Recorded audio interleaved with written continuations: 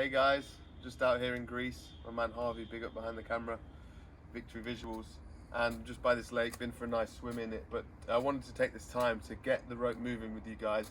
Hopefully some of you have got a rope already. If not, as soon as I'm back in England, I'm going to show you how to get a rope, where to get a rope. My friend got one from Screwfix, so you could check out Screwfix. But basically you just want any rope, 1/2 inch to 3/4 inch thick.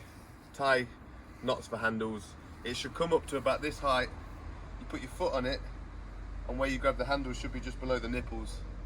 So you can, I've put 2 knots in this, which have made it shorter. The normal rope came up to about here. Put the knots in. Comes up just below the nipples, and you've got your rope to start. Simple as that, right?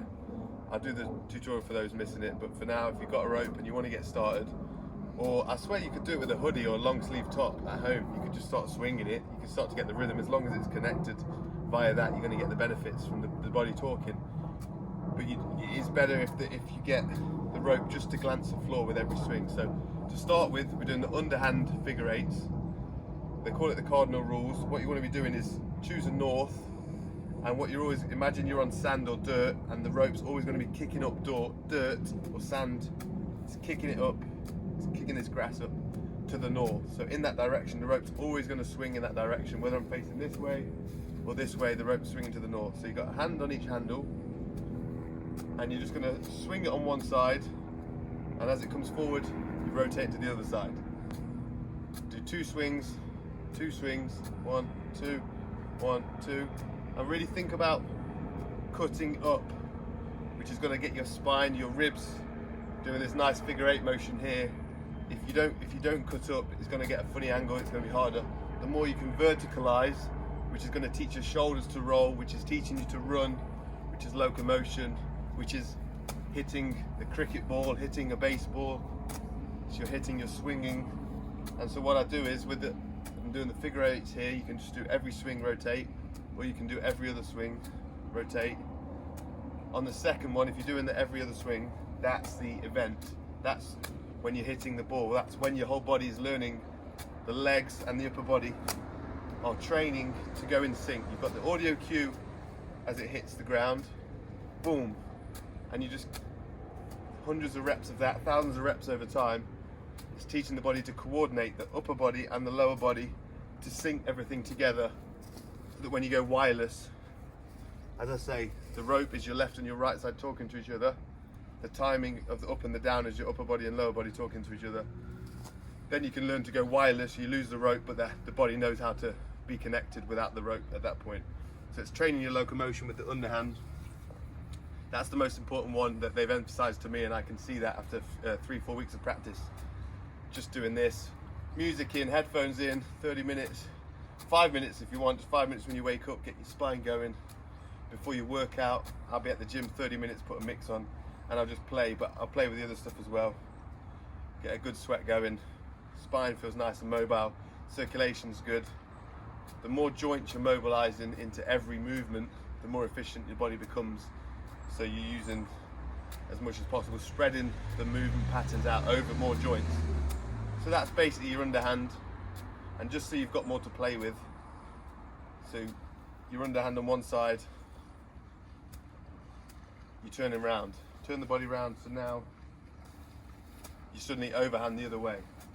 And just for an example, and so I'm talking to camera, I'm going to turn around and demonstrate the overhand. So it would be here if you're playing in the same direction, but I'm just going to stop it and we're going to go overhand. So imagine I'm coming from here, from the underhand. Now I'm overhanding, meaning it's coming over and down. And always try to do one hand on each handle.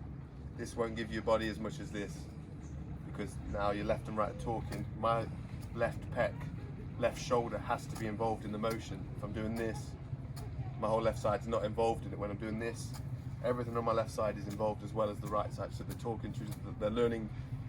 You're learning to use your animal body to move like the way it's designed, dynamically. So you're in the overhand now. Swinging, you can do 2, 1, 2,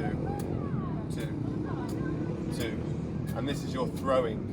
This is your throwing, overhand throw, or you're catching. Boom, catching, and again, the more you can verticalize, and then you can do from that what we call a matador, which is where the opposite hand, like you're a matador with the red cloth, and the bull's coming and you're quickly whipping it out the way.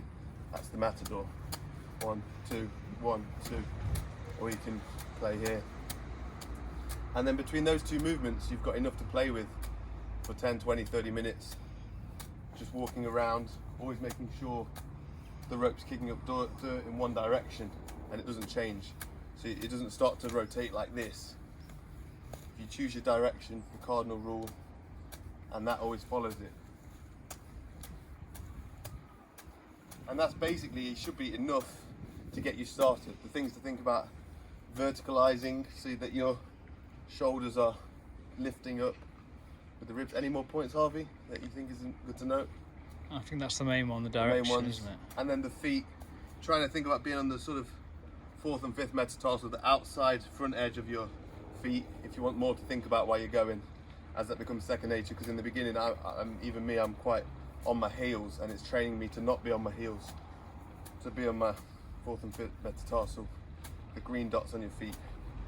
And then we'll get into, I'll do another video on the dragon roll and the other patterns. But for now, overhand, this one, underhand, this one, underhand. Play with that. Play with that. See how your spine feels. Do it when you wake up. Do it before you eat. After you eat. Do it in the gym when you're warming up. Do it for your session. Do it before bed. Do it barefoot in nature on a mountain. Do it in your living room, in your garden, whatever. Play with it. Get a rope. It's not that complicated. It should be pretty simple. And you should feel good. You should feel the circulation. You should feel your spine waking up. This is decompression. To decompress, you just rotate and rotate and rotate, and you're slowly waking up all the muscles, getting your animal body going, and hopefully you feel the benefits like I've been feeling so far. Thanks for tuning in, guys. See you soon.